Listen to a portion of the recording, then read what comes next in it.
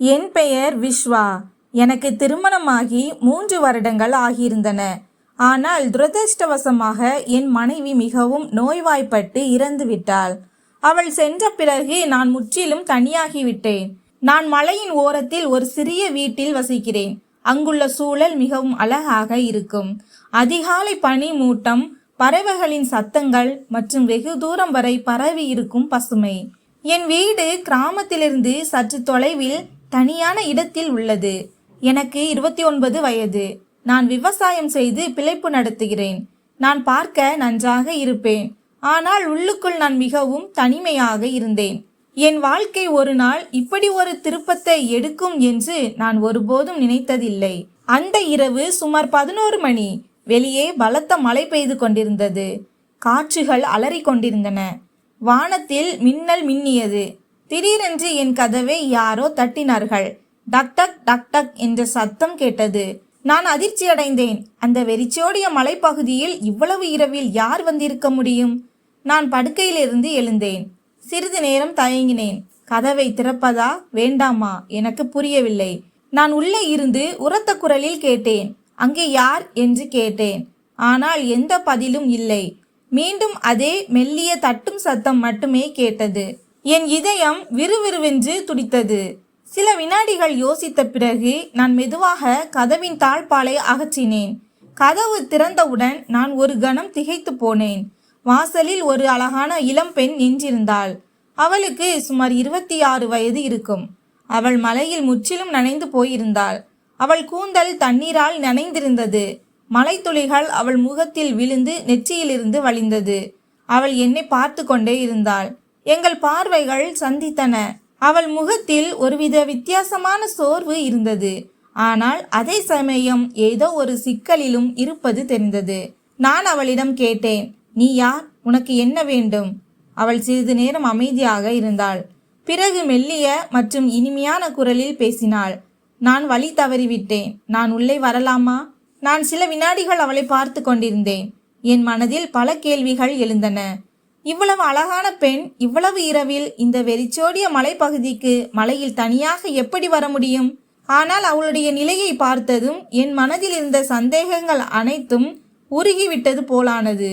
அவள் குளிரால் நடுங்கிக் கொண்டிருந்தாள். நான் உள்ளே வாருங்கள் என்று சொன்னேன். அவள் மெதுவாக உள்ளே வந்தாள். அவள் உடைகளிலிருந்து தண்ணீர் சொட்டி கொண்டிருந்தது. தரை நனைந்தது. அவள் ஏதோ யோசனையில் தொலைந்தவள் போல் ஒரு மூலையில் நின்று கொண்டிருந்தாள். நான் அவளை பார்த்து கொண்டிருந்த போது திடீரென்று என் மனைவி பிரியாவின் நினைவு வந்தது. அவளும் இப்படித்தான் அமைதியாகவும் அழகாகவும் இருந்தாள். அவளது நினைவில் என் இதயம் பாரமானது. நான் அலமாரிக்கு அருகில் சென்று திறந்தபோது என் மனைவியின் சேலை அங்கு இருந்தது. நான் அவளுக்கு கடைசியாக கொடுத்த அதே சேலை. அந்த சேலை என் மனைவியின் நினைவாக இருந்தது. என் கடந்த காலத்தின் ஆழத்தில் மறைந்திருந்த நினைவு அது. இன்றும் அதில் அவளது மெல்லிய வாசனை இருந்தது. நான் மெதுவாக அந்த சேலையை எடுத்து என் கைகளில் வைத்து பார்த்தேன். பிரியாவின் இருப்பு மீண்டும் என்னிடம் வந்ததைப் போல இருந்தது. நான் குழப்பமடைந்தேன். இந்த அந்நிய பெண்ணுக்கு நான் இந்த சேலையை கொடுப்பதா? என் அன்பின் கடைசி அடையாளத்தை வேறு யாரிடமாவது ஒப்படைப்பதா? ஆனால் பின்னர் நான் அந்த பெண்ணின் நிலையை பார்த்தேன். அவள் நடுங்கிக் கொண்டிருந்தாள். முற்றிலும் நனைந்து போயிருந்தாள்.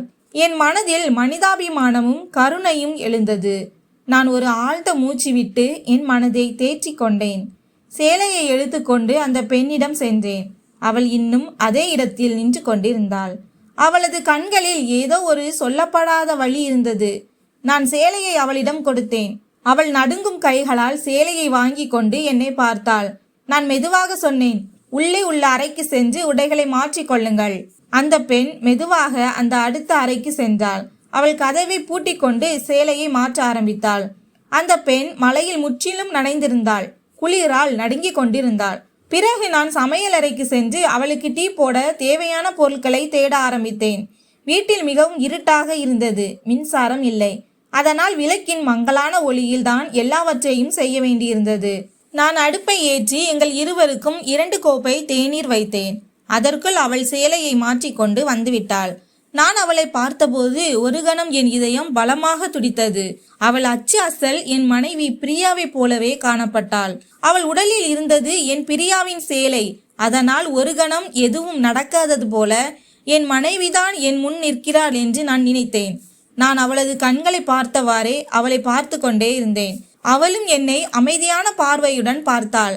அவள் எதுவும் பேசவில்லை. அமைதியாக என்னை பார்த்து கொண்டிருந்தாள். அவளது கண்களில் பல விஷயங்கள் மறைந்திருந்தன. அவள் தட்டிலிருந்து மெதுவாக ஒரு கோப்பையை எடுத்தாள். தேநீர் குடிக்க ஆரம்பித்தாள். அப்போதுதான் எனக்கும் நினைவு வந்தது. நான் எனக்காக ஒரு கோப்பையை எடுத்துக்கொண்டு நாற்காலியில் அமர்ந்து தேநீர் குடித்தபடியே அவளை பார்த்தேன். நாங்கள் இருவரும் தேநீரை குடித்து முடித்தோம். நான் மெல்லிய குரலில் கேட்டேன், நீங்கள் யார்? எங்கிருந்து வந்தீர்கள்? எங்கு செல்ல விரும்புகிறீர்கள்? அதற்கு அந்த பெண் அமைதியான குரலில் பதிலளித்தாள். என் பெயர் ஸ்ரீதேவி. நான் பொள்ளாச்சியை சேர்ந்தவள். ஒரு இளைஞனை நான் காதலித்தேன். வீட்டார்களின் எதிர்ப்பையும் மீறி நான் அவனுடன் ஓடி வந்தேன். ஆனால் அவன் எனக்கு துரோகம் செய்துவிட்டான். அவன் என்னிடம் பொய்யான அன்பு காட்டினான். என் மீது அவனுக்கு அன்பு குறைந்தவுடன் அவன் என்னை தெருவில் விட்டு சென்று விட்டான்.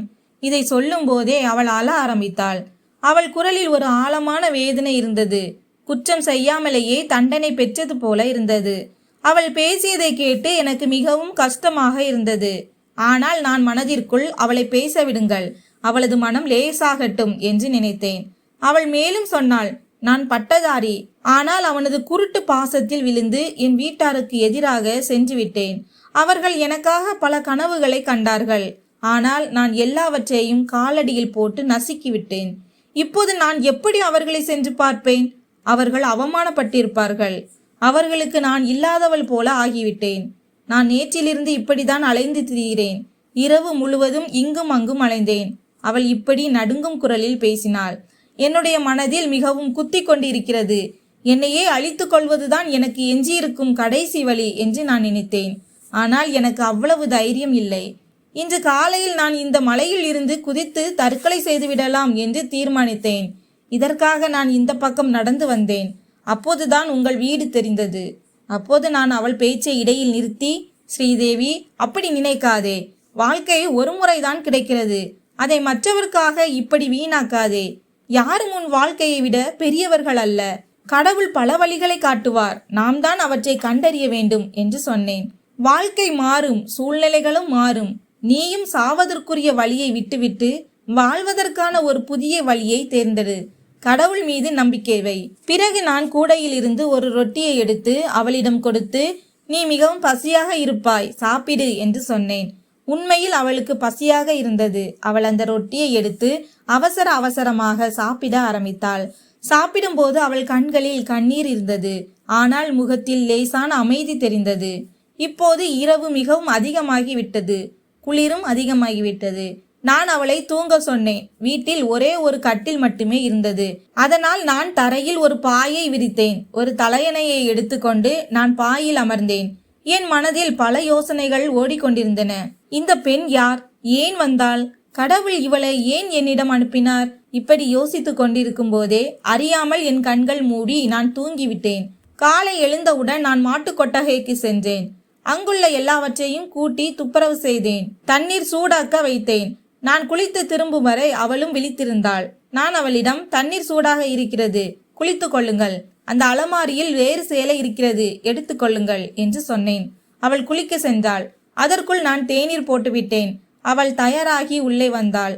நான் தேநீர் குடியுங்கள் என்றேன். அவள் தேநீரை குடித்து கொண்டே சொன்னாள், இப்போது நான் செல்ல வேண்டும். நீங்கள் எங்கே போவீர்கள் என்று கேட்டேன். அதற்கு அவள், வழி எங்கு கொண்டு செல்கிறதோ அங்கே சென்று விடுவேன் என்று சொன்னாள். நான் உங்களுக்கு எந்த ஆட்சேபனையும் இல்லை என்றால் நான் எப்படியும் தனியாகத்தான் இருக்கிறேன். நீங்கள் இங்கே இப்போதைக்கு இருக்கலாம் என்று சொன்னேன். நான் சமையல் செய்ய தயாராக ஆரம்பித்தேன். நான் சமைப்பதை கண்ட அவள், நில்லுங்கள், நான் சமைக்கிறேன் என்று சொன்னாள். அவள் என் கைகளிலிருந்து எல்லா பொருட்களையும் எடுத்துக்கொண்டு விரைவாக சாப்பாடு செய்தாள். காய்கறியும் சமைத்தாள். நான் சாப்பிட்டு விட்டு வயலுக்கு சென்றேன். வயல் வேலையை முடித்து புல்கட்டை சுமந்து கொண்டு நான் வீட்டின் வாசலுக்கு வந்தபோது அவள் மாட்டு கொட்டகைகளில் மாடுகளுக்கு தண்ணீர் கொடுத்து கொண்டிருந்தாள். நான் வேண்டாம், விடுங்கள் என்று சொன்னேன். அதற்கு அவள், இதில் என்ன இருக்கிறது? இது இப்போது என் அன்றாட பழக்கமாகிவிட்டது என்று சொன்னாள். எங்கு செல்வது என்று அவளுக்கும் புரியவில்லை. அதனால் அவள் இப்போது என்னுடனேயே தங்க ஆரம்பித்தாள். அவள் இப்போது வெளிப்படையாக பேச ஆரம்பித்தாள், சிரித்தாள். மெல்ல மெல்ல என் மனதில் அவள் மீது காதல் பிறக்க ஆரம்பித்தது. மணிக்கணக்கில் அவளையே பார்த்து கொண்டிருக்க என் மனம் விரும்பியது. அவளுடைய சிரித்த முகம், அவளது பழுப்பு நிற கண்கள், கருமையான அடர்த்தியான நீளமான கூந்தல், இவையெல்லாம் எனக்கு பிடித்திருந்தது. ஒரு நாள் அவள் சமையலறைக்குள் தேநீருடன் வந்தாள். நானும் சமையலறைக்குள் சென்று கொண்டிருந்தேன். அப்போது சூடான தேநீர் அவள் கைகளில் கொட்டிவிட்டது. அவள் அலறினாள். நான் அவள் கைகளை பிடித்து மருந்து போட்டுவிட்டேன். அவள் என்னையே பார்த்து கொண்டிருந்தாள். நானும் அவளை பார்த்து கொண்டிருந்தேன். நான் அவளிடம், ஸ்ரீதேவி, எனக்கு உன்னை பார்க்கும் பொழுது என் மனைவியை பார்ப்பது போலவே இருக்கிறது. உன்னை எனக்கு ரொம்ப பிடித்துள்ளது. நான் உன்னை காதலிக்கிறேன் என்று சொன்னேன். இதை கேட்டதும் அவள் அழ ஆரம்பித்தாள். அவள் சொன்னாள், நான் ஒருவனை காதலித்து அவன்தான் என் உலகம் என்று அவனை நம்பி வீட்டை விட்டு அவன் பின்னால் ஓடி வந்தேன். ஆனால் அவன் என்னை ஏமாற்றி விட்டான். ஆனால் நீங்கள் எனக்கு ஆதரவு கொடுத்தீர்கள். என் வாழ்க்கைக்கு புதிய வழியை காட்டினீர்கள். எனக்கும் உங்களை ரொம்ப பிடிக்கும். நானும் உங்களை காதலிக்கிறேன் என்று அழுது கொண்டே சொன்னாள். நான் அவளை தேற்றினேன் மற்றும் கவலைப்படாதே, நாம் இருவரும் திருமணம் செய்து கொள்வோம், ஒரு புதிய வாழ்க்கையை தொடங்குவோம் என்று சொன்னேன். நாங்கள் இருவரும் மலைமேல் இருந்த கோவிலுக்கு சென்று திருமணம் செய்து கொண்டோம். இப்போது எனக்கு ஒரு மகள் இருக்கிறாள். அவளுக்கு நாங்கள் பிரியா என்று என் முதல் மனைவி பெயரை வைத்திருக்கிறோம். என் வாழ்க்கை முற்றிலுமாக மாறிவிட்டது. நான் இப்போது மிகவும் மகிழ்ச்சியாக இருக்கிறேன். எங்கள் மகிழ்ச்சியான திருமண வாழ்க்கை தொடங்கியது. நண்பர்களே, வாழ்க்கையில் ஒருவர் பிரிந்து சென்ற பிறகு எல்லாமே முடிந்து விடுவதில்லை. ஒரு கதவு மூடப்படும் போது கடவுள் மற்றொரு வழியை நிச்சயம் திறந்து காட்டுவார். நாம் நம் இதயத்தில் மனிதாபிமானம், பொறுமை மற்றும் நம்பிக்கை ஆகியவற்றை நிலைநிறுத்த வேண்டும். உண்மையான அன்பு இதயத்தின் உண்மை மற்றும் மரியாதை இருக்கும் இடத்தில்தான் கிடைக்கும், வேஷத்தில் அல்ல. ஒவ்வொரு இருண்ட இரவுக்கு பிறகும் ஒரு புதிய விடியல் வரும். அந்த விடியல் நம் வாழ்க்கையை மீண்டும் ஒளிரச் செய்யும். எனவே நம்பிக்கையை ஒருபோதும் இழக்காதீர்கள். ஏனெனில் கடவுள் எப்போதும் நம் கதையின் முடிவை அழகாக்குவார். இந்த கதை உங்களுக்கு பிடித்திருந்தால் வீடியோவை லைக் செய்யுங்கள், ஷேர் செய்யுங்கள் மற்றும் சேனலை சப்ஸ்கிரைப் செய்யுங்கள். நன்றி.